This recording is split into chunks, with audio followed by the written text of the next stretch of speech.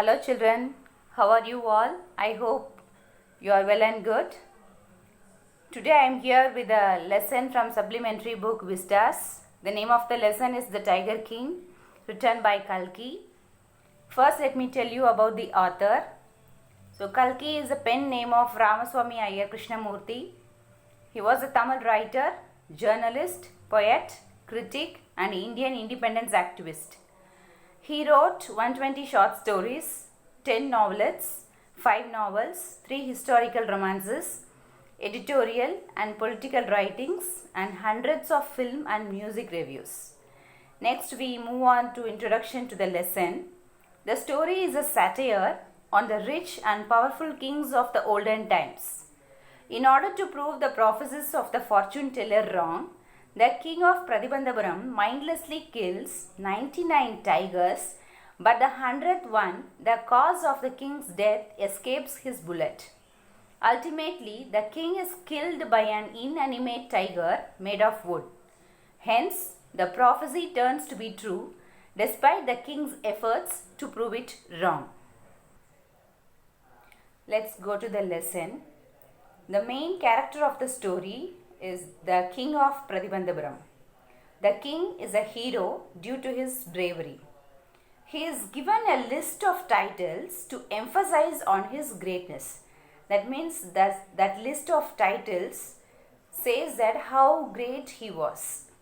To sum up all the titles in one, the king is called the Tiger King. The writer tells us why the king was called the Tiger King.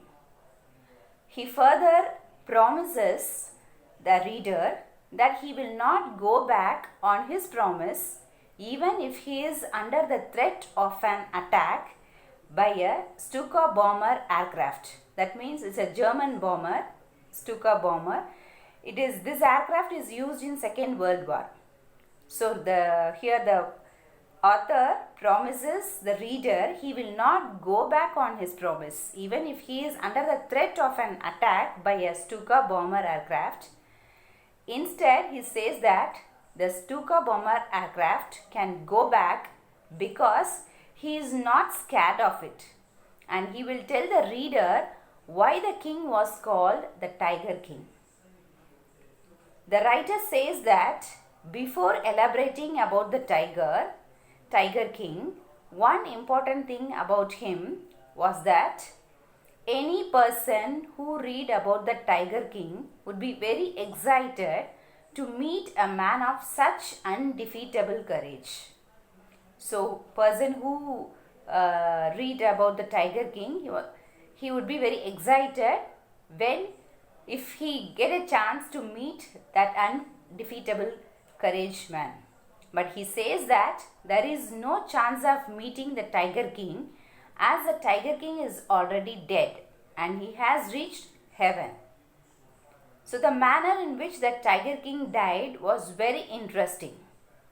The writer could tell us about it only at the end of the story, but he adds that a very interesting fact about the Tiger King's death was that when the Tiger King was born, astrologers had predicted at that time that one day the Tiger King would die. This prediction is meaningless because in fact everyone has to die one day. The writer gives an elaborate description of what the astrologers predicted at the time of the birth of Tiger King. They said that the child would grow up to become a brave warrior, a hero and a champion. But after that they stopped. They hesitated to continue. Then the astrologers were forced to continue. They said that what they would reveal just now was a secret. They said that the child, that is the Tiger King, was born under such a star that any person who was born at that time had to meet his death one day. Again, this prediction is meaningless because as a fact, everyone has to meet his death one day. So the astrologers predicted the child had to meet his death one day. So this is meaningless prediction because in fact everyone has to meet his death one day. So as the astrologers revealed their secret prediction, a miracle took place. The 10-day-old tiger king, whose name was Jilani Jung Jung Bahadur, spoke up. So 10-day-old tiger king, he was started speaking. So the name of the child Jilani Jung Jung Bahadur. So all the listeners were surprised to see 10-day-old baby spoke. The tiger king called out to the wise astrologers, and the main astrologer removed his spectacles and he looked intently at the little baby. How 10-day-old baby it was speaking. The tiger king said that all those who are born have to die one day, and he did not need their predictions to know this fact. And he said that if the astrologers told him how the manner of his death, if they could tell how the tiger king would die, then it would make some sense to him. So the chief astrologer was amazed to see a 10-day-old baby, it was speaking, and asked an intelligent question to the astrologer, chief astrologer. So what the child asked to the chief astrologer, if the astrologers told him the manner of his death, how the child would die. If they said that, then it would make some sense to him. The chief astrologer, he was amazed, surprised how 10-year-old baby was speaking. And he looked carefully at the little prince. Then he said, the tiger king was born in the hour of the bull, which was an enemy of the tiger.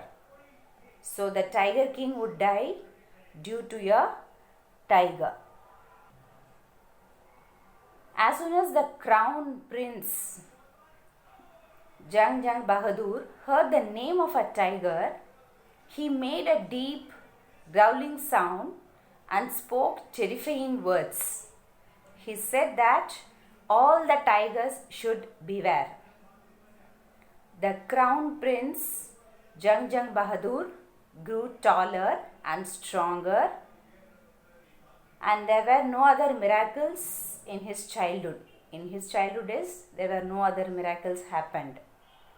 As a boy, he drank the milk of an English cow, and he was brought up by an English governess, and he got lessons in English by an Englishman, and he watched English movies.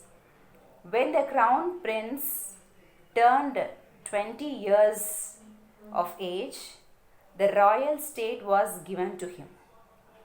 All the people who lived in the kingdom were aware of the astrologer's prediction.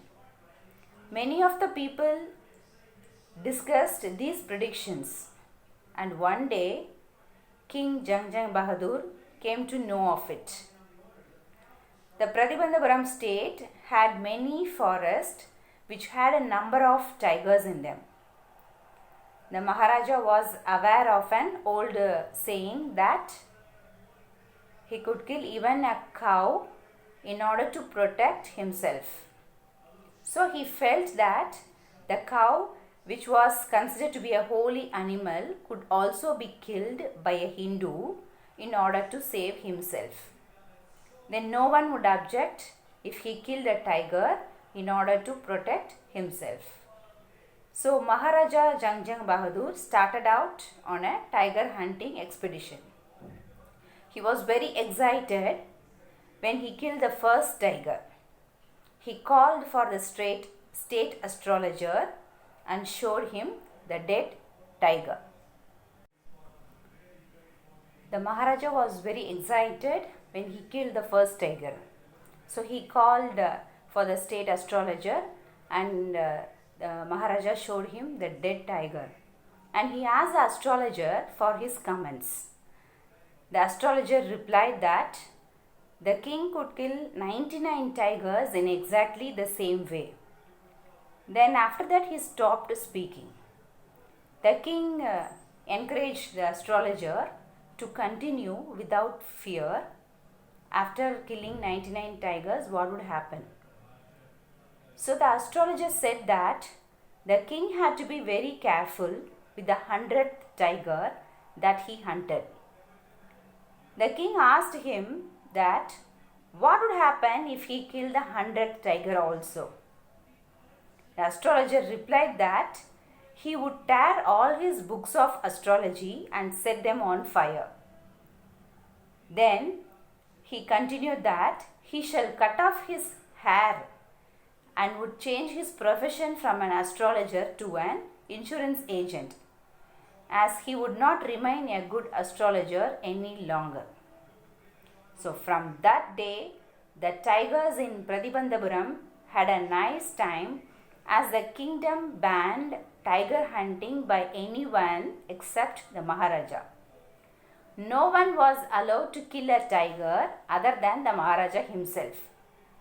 The law was so strict that an official announcement was made that if anyone was caught killing a tiger or even throwing a stone at a tiger, his wealth and property would be taken away by the kingdom of Pratibandhapuram.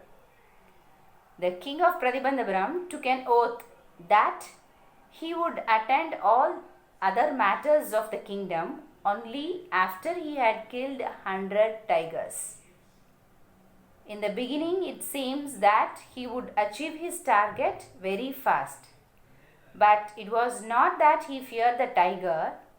When the king went on his hunting expeditions, he faced danger many times. Sometimes his bullet missed its target, and sometimes the tiger jumped upon him. The king would fight with the tigers barehanded, without weapons, but each time he won and killed the tiger. Once King Jangjang Bahadur was about to lose his throne.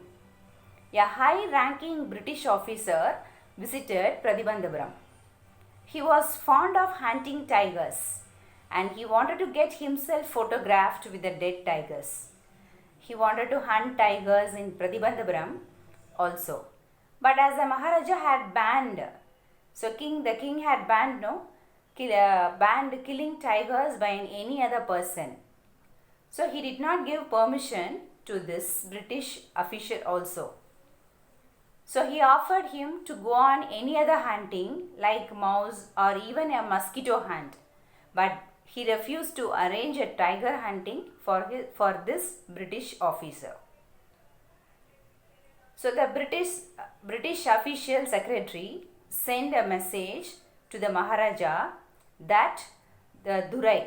So on those days, British officers, they were called as Durai.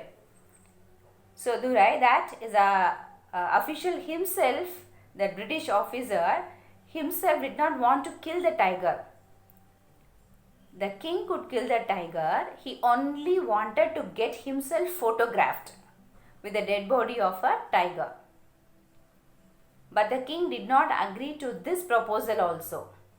He said that if he allowed the official to get himself photographed with the dead tiger, then other British officers would also come to Pratibandhapuram in order to fulfill their wish for hunting a tiger. So he did not allow him to take photograph.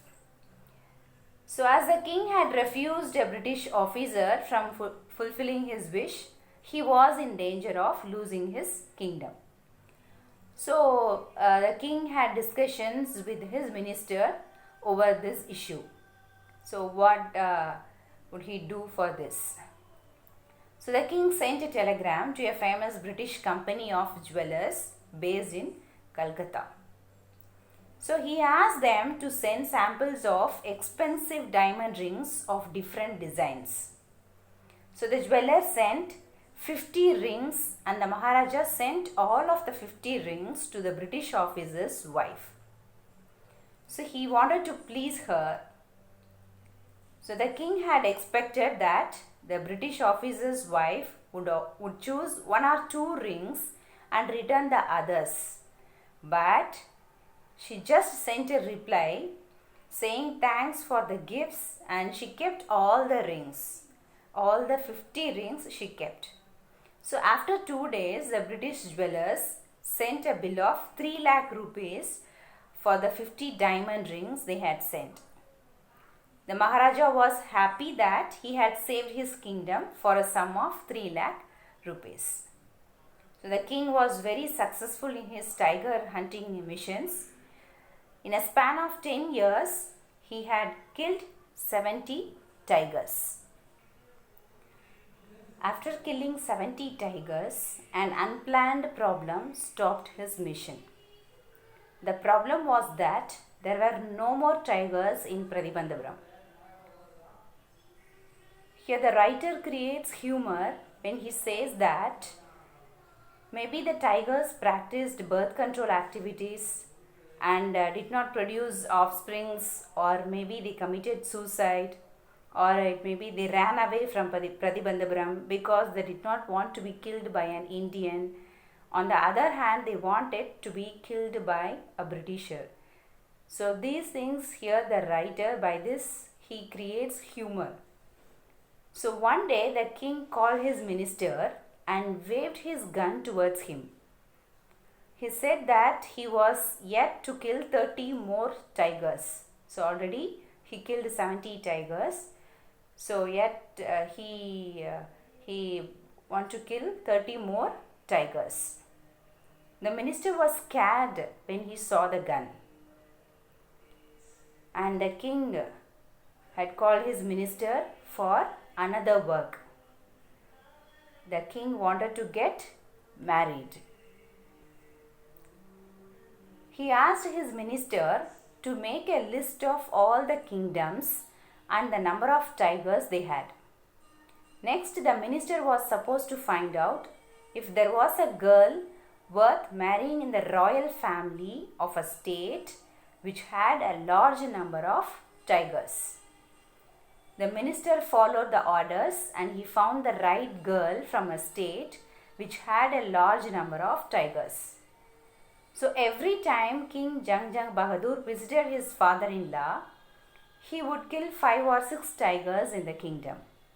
So in this manner, the king killed 99 tigers, and the skin of the tigers decorated the walls of the lobby hall of Pratibandhapuram palace. So as the Maharaja has killed 99 tigers, he was to kill just one more to complete his total of 100 tigers. So now the Maharaja has killed 99 tigers. He became very anxious and curious to kill the 100th tiger. So all through the day and night, he kept on dreaming of killing the 100th tiger. The tiger population in the king's father-in-law's kingdom had also finished. So there were no tigers in his father-in-law's kingdom. He could not find a single tiger anywhere. The king was very desperate, hopeless for one single tiger that he could hunt, after which he would give up hunting as he would not fear tigers any longer. He was reminded of the late astrologer's words that he was supposed to be very careful with the 100th tiger that he hunted, and the king agreed that tigers were uncontrolled animals, and so he had to be cautious of it, that he had to be very careful of it. But he was not able to find the 100th tiger that he could kill. So this made the king very sad. So his sadness came to an end when he got the news that in a hillside village sheep was disappearing very fast. There were two people in the kingdom, Kadar Mian Sahib and Virasami Naikar, who could swallow whole sheep. As this was not their job, so it was calculated that there was a tiger at work. The villagers were very excited and they informed the king about it. The Maharaja was so happy that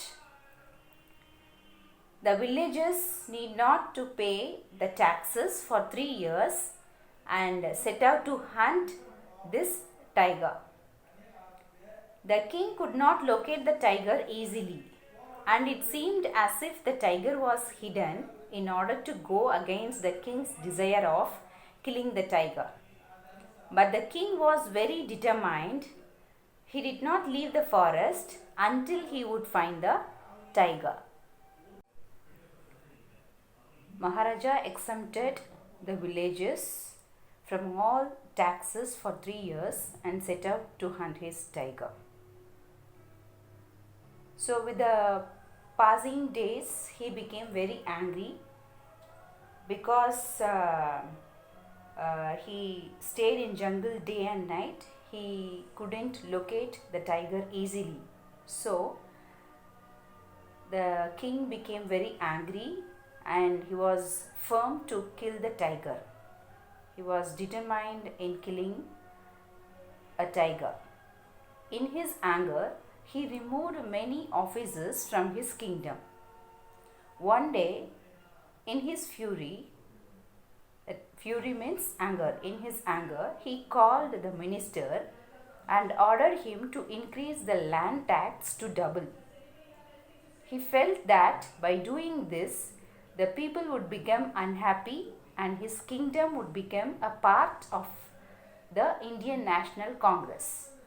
By doing so, the minister would also resign from his post. This was the king's way of threatening the minister. The minister realized that the king was very angry and he thought that if the tiger was not found soon, it could lead to destruction. The minister found that the tiger had been brought from the People's Park in Madras, was hidden in his house. He felt relieved. The minister, along with his wife, pulled the tiger into his car and drove the car to the forest where the Maharaja was hunting. The tiger did not come out of the car and the minister had a tough time pushing the tiger out of the car into the forest. The next day, the same tiger was spotted by the Maharaja. He was very happy to see the 100th tiger and he aimed at the tiger. The tiger fell down as if it had been shot dead by the king.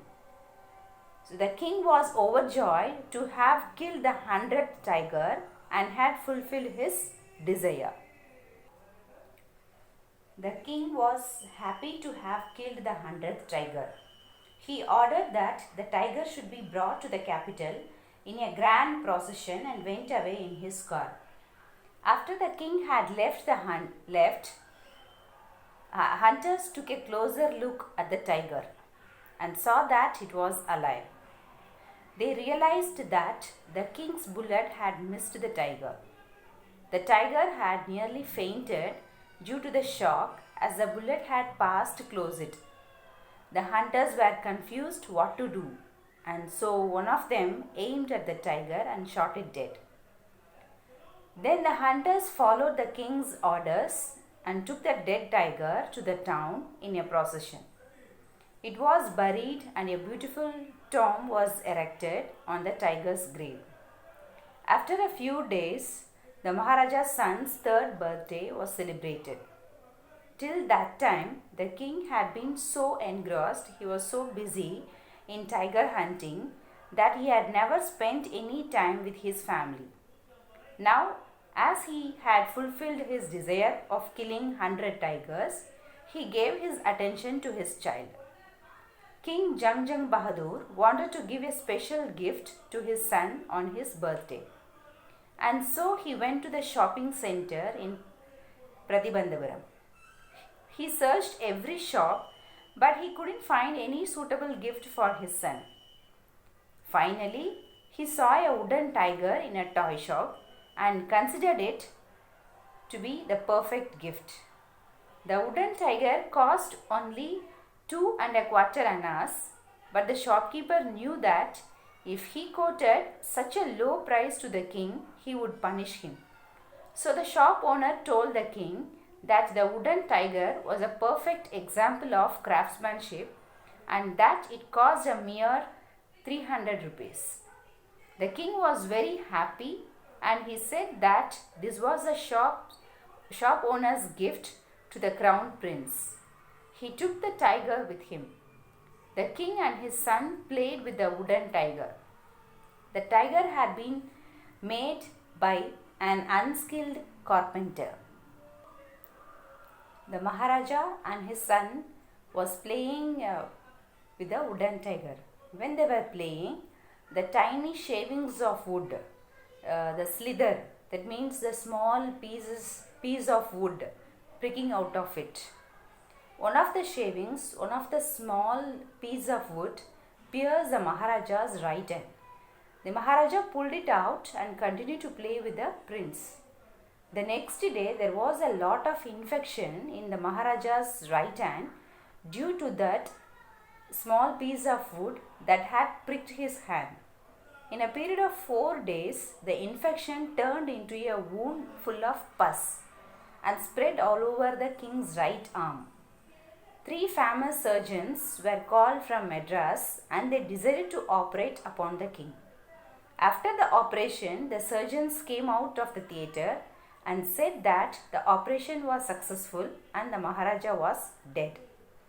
Here the surgeons' words are contradictory because if the king died, it meant that the operation was unsuccessful, whereas they said that it was successful. Actually, they were supporting the words of the astrologer.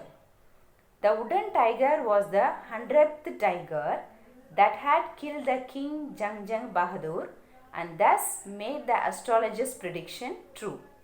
So, in this manner, the 100th tiger took revenge upon the Tiger King and killed him. Let's recall the summary of the story. The Tiger King is the story of King Jang Bahadur of Pratibandhapuram, a brave warrior whose death had been predicted when he was born. The chief astrologer had predicted as a royal child was born in the hour of the bull, the tiger being its enemy, death would come to the child by a tiger. The brave prince asked all the tigers to beware of him. He came to be known as Tiger King. The prince became king at the age of 20 and considering killing a cow in self-defense to be lawful, went on a tiger killing freely. He was warned of danger from the 100th tiger that he encountered. As all the tigers in his kingdom had been killed by him, but still he had to kill more, so he married into a state having a population of tigers. When his killings reached 99, he desperately sought the next hunt. Fearing the king's harshness, the minister planted an old tiger in the forest for him to kill. The king fired at it, but the tiger escaped the bullet miraculously.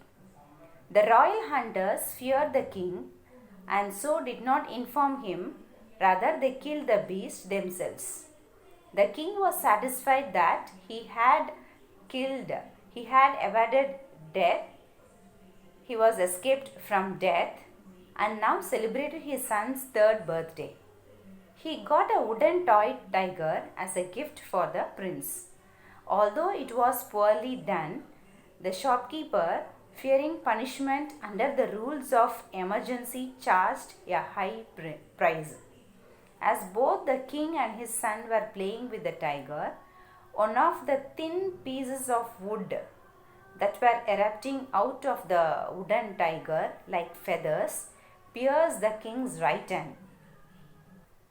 The wound became infectious, spread through his arm, and as he was being operated upon, he died. So the 100th tiger killed the king and eventually took its revenge. Let's see the theme of the lesson. Animals and birds are as much part of the nature as human beings. The destruction of one species may not only lead to its extinction, but it will adversely affect ecological balance. Those animals which serve as food for the wild animals will increase in large number if the beasts of prey are wiped out. Each species, howsoever fierce, deadly, ferocious or poisonous, has its role in maintaining ecological balance in nature. The message we get from this lesson: you can't harm nature even if you are a Maharaja. Harming nature will lead to serious consequences.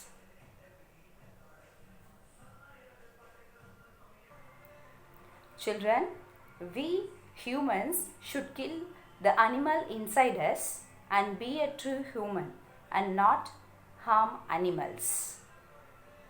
I think you understood the lesson. Thank you, children.